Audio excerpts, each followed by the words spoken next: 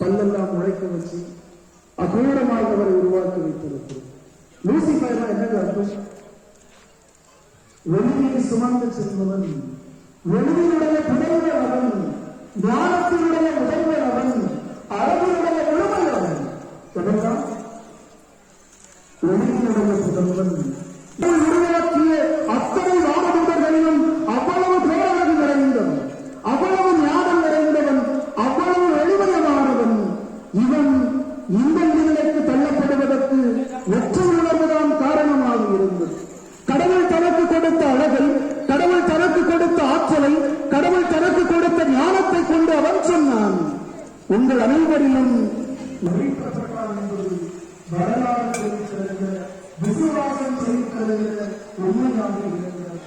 எந்த நேரத்தில் தான் சேர்ந்த வேண்டும், தான் வெற்றி என்றும் தான் உணவாக என்று வைத்துக் கொண்டாலும் அந்த நேரத்தில் மீட்கப்பட்டார். எனவே உடல் பேசுகிற இரண்டாவது மொழி என்பது தாகமாக இருக்கிறது. மூன்றாவது மொழி வலி என்று சொல்கிறது. யாருக்காவது வலியே எனக்கு தெரியாது, இதுவரைக்கும் நான் வலியை அனுபவிச்சதில்லை, அப்படி யாராச்சும் இருக்கிறீங்களா? எனக்கு வலின்னா என்னன்னு தெரியாது, எனக்கு வலிக்கவே செய்யாது, உடல் வலியும் கிடையாது, மனசு வலியும் கிடையாது, அப்படி யாராச்சும் இருக்கீங்களா? எல்லோருக்கும் வலிக்கும். வலிச்சு அழுகையில உட்காரி வைக்கும் போது தண்ணீர் சாறை சாறையாக இருக்கும். அப்படிதான் வலிக்குமா வலிக்காதா? யாராவது ஒரு சுடுசொல் சொல்லிவிட்டால் எப்படி துணித்து போகிறது? வலியாளப்படியே சுரண்டு விழுந்து விடுகிறோம். மனதிற்குள்ளே பாரத்தை சுமந்து கொண்டு அழைத்து கொண்டிருக்கிறோம். வலி என்பது எல்லோருக்கும் பொதுவான, உங்களுக்கு மட்டுமல்ல, எல்லோருக்கும் பொதுவான. உங்களுக்கு எப்படி வலிக்கிறதோ அதுபோலவே உங்களுக்கு அருகிருக்கிறவனுக்கும் வலிக்கும். உங்களுக்கு எப்படி அவமானமோ அது அருகிருக்கிறவனுக்கும் அவமானம். உங்களுக்கு எது வேதனையோ அது அருகிருக்கிறவனுக்கும் வேதனை. எனவே நீங்கள் பெறுகிற அவமானத்தை இன்னொருவருக்கு ஒருபோதும் கொடுக்காதீர்கள். வலி எல்லோருக்கும் பொதுவானது. அன்பு செல்கிறது. நான்காவது துர்நாற்றம். உடல் பேசுகிற நான்காவது மொழி. உடல் பேசுகிற நான்காவது மொழி துர்நாற்றம். ஏன் உடம்புல இருக்கிற துவாரங்களுக்கு 2 நாளும் 10 வைக்கணும், ஒரு நாள் உங்களை தேவையில்லை. இன்னும் ஓட்டங்களில் கை வைக்கக்கூடாது. வச்சா நாற்றம், இதை வைக்க முடியாது, இதை வைக்க முடியாது, இதை வைக்க முடியாது, இதை வைக்க முடியாது. நாற்றம், துர்நாற்றம், உடல் பேசுகிற நான்காவது. இது எல்லாருக்கும் பொதுவான. இதில் சிறந்த வேண்டும், உயர்ந்த வேண்டும், வேண்டிய வேண்டும், தூய்மையான வேண்டும், எவரும் சொல்லிக் கொள்வதற்கு இந்த உலகம் போக்குவரத்து ஏற்படுகிறது. இந்த துர்நாற்றம் அனைவருக்கும் பொதுவான வெளியீடு சொன்னால் நம்மால் தூய்மையானவனாக இணைத்து எவ்வளவு சேர்த்து வைத்திருந்தாலும், நீ எவ்வளவு படிப்பு வைத்திருந்தாலும், நீ எவ்வளவு திறமைசாலியாக இருந்தாலும், எல்லா வகையிலும் பெற்றிருந்தாலும்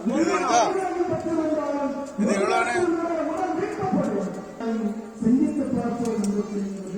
ஆண்ட வயசு வீட்டுல கிடக்குற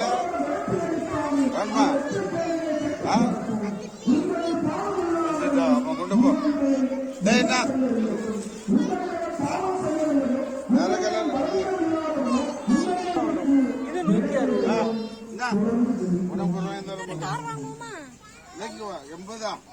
80 100 ரூபா சார். பரவாயில்ல இல்லையா? ஒரே வேலை தான் சார். வேண்டாம்.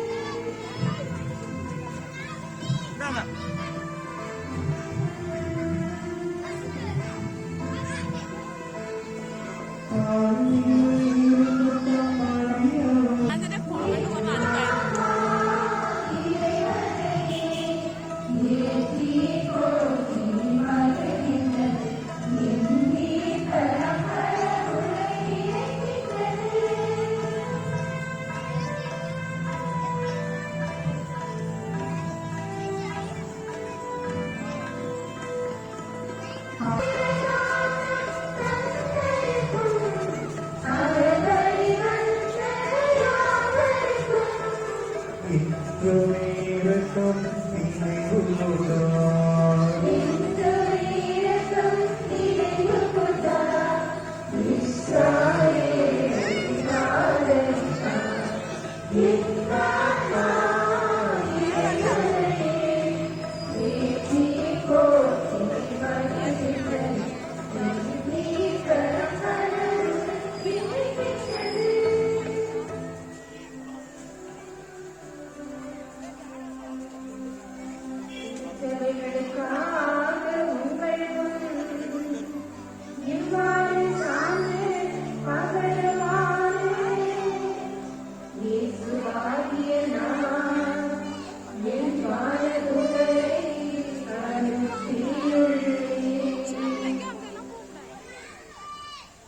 பண்புள்ளவர்களே, நம்மை தூய்மைப்படுத்தும் ஒரு திருச்சடங்கில் வழிபாட்டில் நாம் பங்கேற்றுக் கொண்டிருக்கின்றோம்.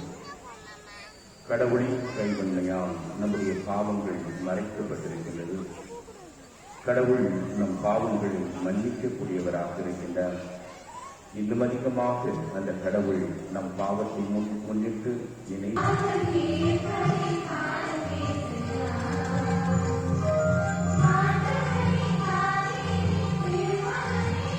நாம் பாவிகள், மற்றவர்கள் அனைவரும் பாவிகள் என்ற மனநிலையில் வாழக்கூடிய நாம் யாரையெல்லாம் பாவிகளை ஒதுக்கி வைத்துக் கொண்டிருக்கிறோமோ அவர்களுடைய தீர்வுகளை ஆக்கியிருக்கிறோம்.